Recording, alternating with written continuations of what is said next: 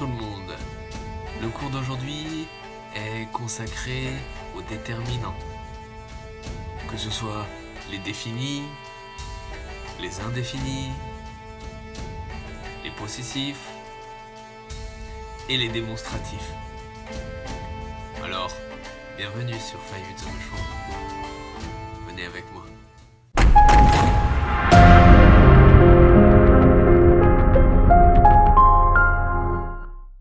Je vais commencer par les déterminants définis. On les utilise pour parler d'un objet, d'une chose en particulier. Il en existe 4. Le, la, les et l'apostrophe. Le chat de ma grand-mère est blanc. Ce n'est pas n'importe quel chat qui est blanc, c'est celui de ma grand-mère. L'arbre du jardin, ce n'est pas n'importe quel arbre, c'est celui du jardin. Les animaux de la ferme dorment. Ce ne sont pas n'importe quels animaux qui dorment, c'est ceux de la ferme. Ensuite, les indéfinis.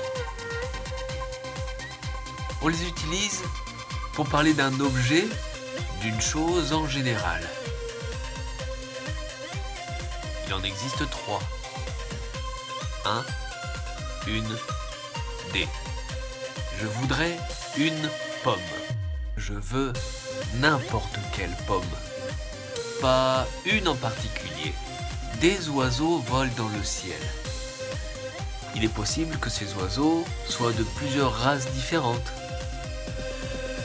On ne dit pas s'il s'agit d'une espèce en particulier.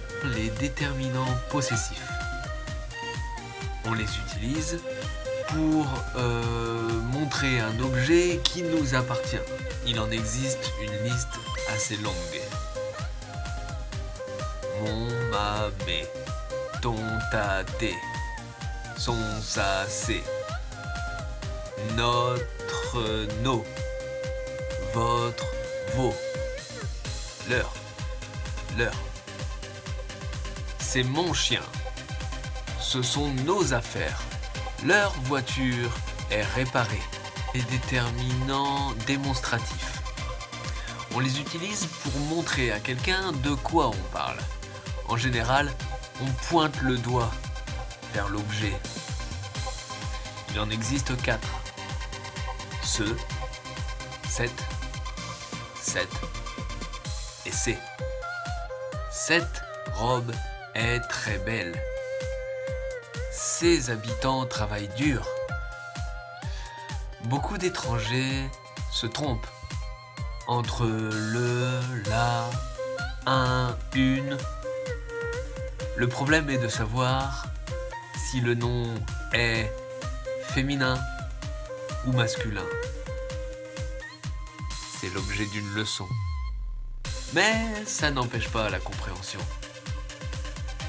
Si vous dites l'achat de ma grand-mère, si vous dites je mange un pomme,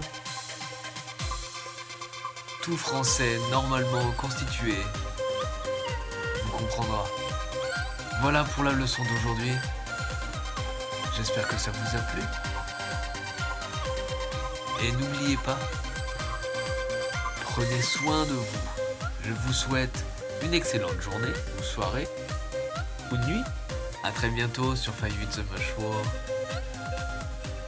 Salut!